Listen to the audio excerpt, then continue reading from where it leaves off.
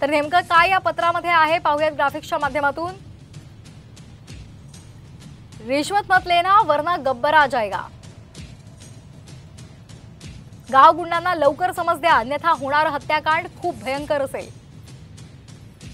भुमरेंनी आरोपींना वाचवण्याचा प्रयत्न केला तर त्यांच्या गाड्यांचा ताफा उडवू। माझ्या केसाला धक्का लागला तर संदीपान भुमरेंना आम्ही जीवे मारू। राजकारण्यांचा गाव गुंडांचा कुठल्याही केसमध्ये अथवा प्रकरणांमध्ये हस्तक्षेप नको, अन्यथा आम्ही लवकरच यांचा शरद मोहोळ आणि गजू तौर करू, तर अशी धमकी या पत्राद्वारे देण्यात आली आहे।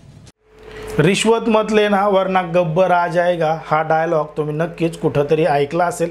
तर हा डायलॉग आहे अक्षय कुमारच्या चित्रपटामधला। अक्षय कुमारच्या चित्रपटामध्ये गब्बर हा विलन असतो, पण जनतेसाठी तो हिरो ठरलेला असतो। कारण की त्या ठिकाणचे जे अधिकारी आहेत, नेते आहेत, जे कोणी भ्रष्टाचारी आहेत, यांना संपवण्याचं काम अक्षय कुमार त्या चित्रपटामध्ये करतो। आणि तो डायलॉग मोठ्या प्रमाणात प्रसिद्ध झाला होता की रिश्वत मत लेना नहीं तो गब्बर आ जाएगा। अगदी त्याच पद्धतीनं हा गब्बर आता महाराष्ट्रामधल्या छत्रपती संभाजीनगर मध्ये आलाय आणि थेट छत्रपती संभाजीनगरचे पालकमंत्री असणारे संदीपान भुमरे यांना पत्राद्वारे धमकी दिली आहे की जर तुम्ही त्या ठिकाणचे जे गाव गुंड आहेत यांचा बंदोबस्त करा आणि कुठलाही भ्रष्टाचार करू नका, किंवा जे असे अधिकारी आहेत, कर्मचारी आहेत जे भ्रष्टाचार करतात यांचा मात्र खेळ खल्लास केला जाईल, अशीच धमकी त्या पत्रामधून दिलेली आहे।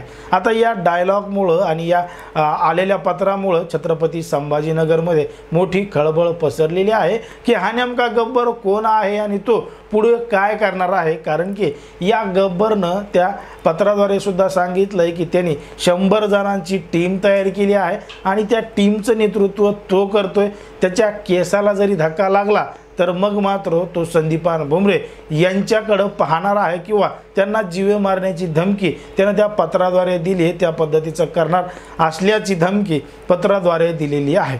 आता चित्रपटामध्ये ज्या पद्धतीनं तो गब्बर कोणालाही सापडत नाही, तो गब्बर नेमका कोण असतो याचा शोध चित्रपटामध्ये घेतला जातो। मग छत्रपती संभाजीनगरमध्ये ज्या पद्धतीनं गब्बरच्या नावानं पत्र आलंय त्याच्यावर कारवाई करत पोलीस गब्बरपर्यंत पोहोचतील का, त्याला अटक करतील का, तुम्हाला काय वाटतं हे अगदी स्पष्टपणे कमेंटमध्ये सांगा। आणि अशाच पद्धतीचे नवनवीन व्हिडिओ पाहण्यासाठी आपल्या चॅनलला लगेच सबस्क्राईब करून घ्या।